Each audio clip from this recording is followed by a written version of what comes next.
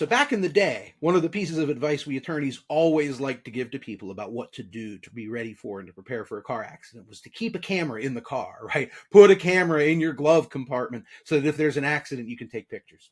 Well, that advice is obsolete. We've all got cameras in our car. They're all attached to our hip at all times. Now we're telling you, just try not to look at it while you're driving, right? So you don't cause an accident. Okay, so I've got a camera in the car. I've got my phone with me. It's in my pocket. I'm in an accident.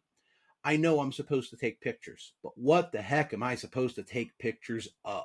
The way I want you to remember this is first, CPR, right? Just like if you're hurt, you want to get CPR first. You want to take pictures of CPR, cars, positions, and the roadway.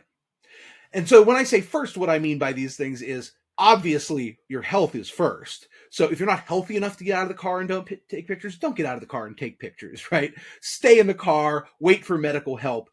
The police will be coming in that circumstance. The police will take pictures. Your job is to not do anything to jeopardize your health or the health of anyone around you, right? Similarly, check on the other driver. Obviously you don't want to run up and say, I'm sorry, right? Because if it was your fault, you're giving the insurance company an opportunity or a basis to try to deny coverage. And if it's not your fault, but you say, I'm sorry anyway, that gets used against you. So it's kind of a bad thing to do either way.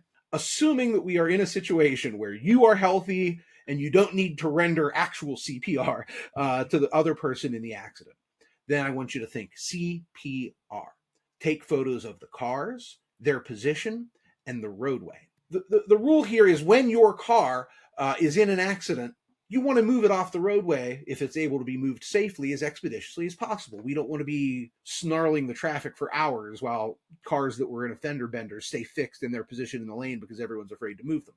But before you move them, you want to document how the cars look, what the car's position is, where they are on the roadway, and what else you see on the roadway. So a couple examples, right?